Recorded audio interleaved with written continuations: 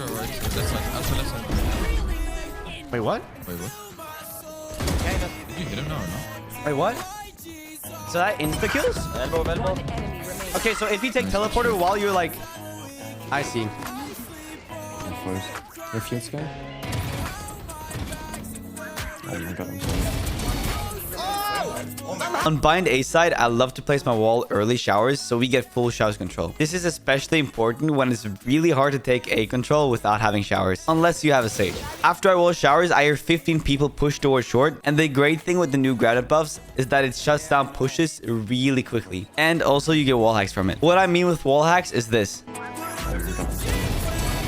Basically, if an enemy is smoked off, you can shoot off of the sound cue they have to make when they try to take the granite off of themselves. It's very easy to pinpoint where an enemy is with just some practice. After taking out Cypher and Sky, their push is completely finished, and that granite won us the round. An added bonus of the new granite buffs is that people get very salty when you use it against them, like this chamber here. BRB chambers, mom is calling.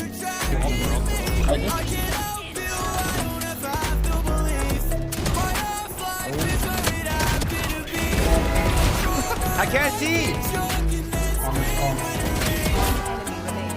Watch this 360 though.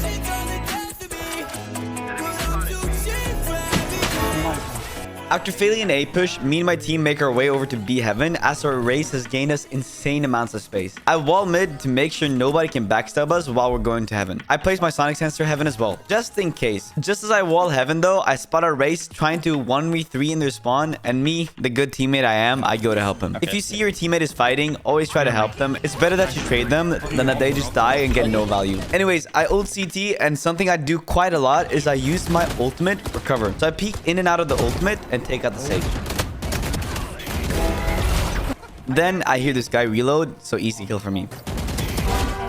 Finally, we have Omen. Remember the sonic sensor I placed heaven earlier? Yeah, since it's activated, I know he's close to heaven. So that sonic sensor kind of saved us from getting backstabbed. I know Omen dropped down from heaven, so I'll walk over to CT to finish him off.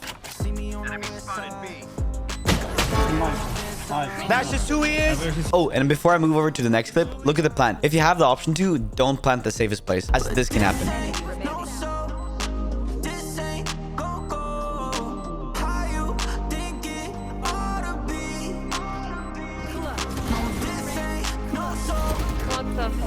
If we plant a default and I push the Omen with the judge, he most likely could have won the round, as the default plant is safe from heaven. Whenever we decide to attack A side on sunset, I throw this granite here to stop the enemy from holding any aggressive off angle A main. After throwing it, I make my way over to A main, where I throw my wall like this. This is my usual wall on A, unless I'm going elbow, then I do this one. The reason for these two walls is simply just to cut off people's access to side so we don't get flooded by the enemy. I see my Yoru fighting alone CT, so I go to help him. After taking out Brimstone, I ult just to put some pressure off of us. Since ISO is cocooned, I hold the angle with my teammates and take out Cypher.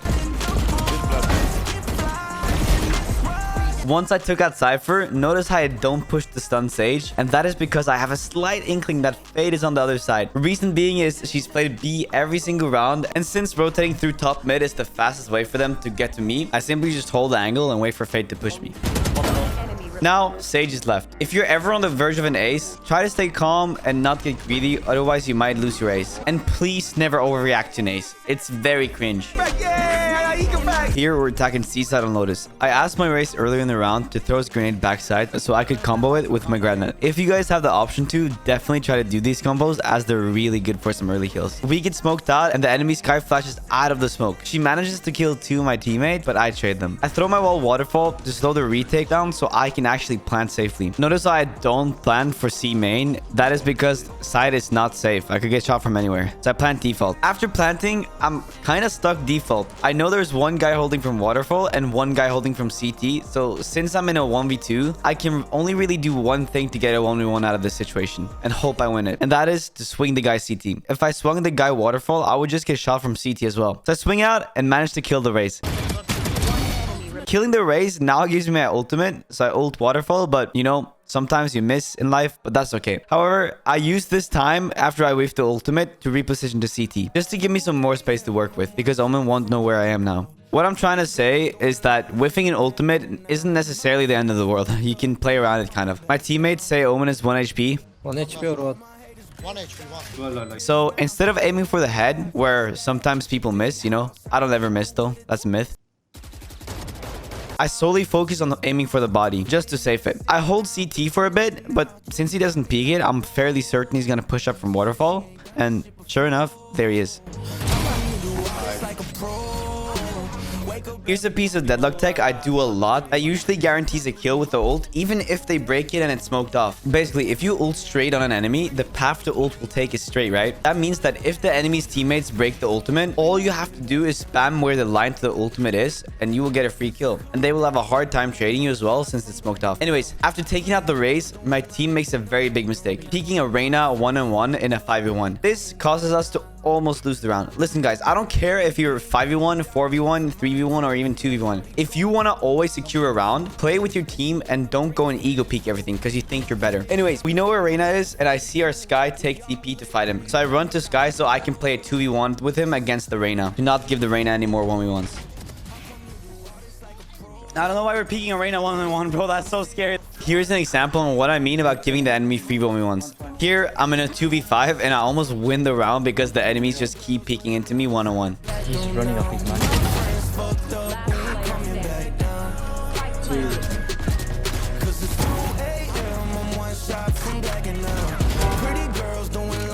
One 120 on Joe.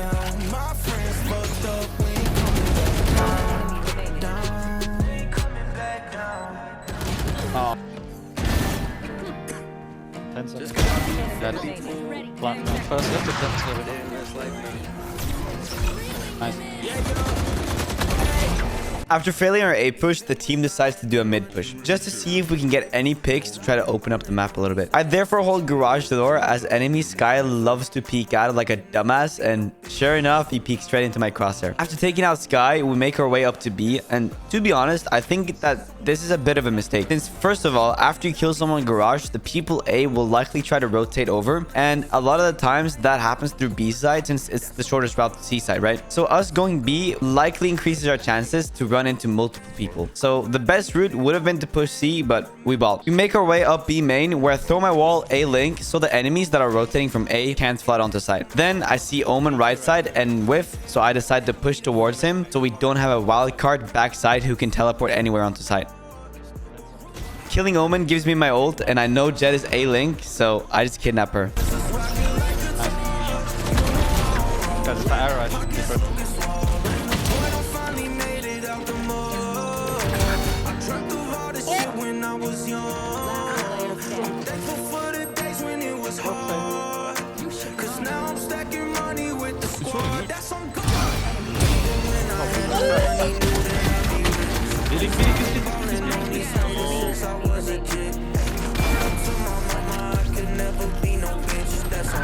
You're an A?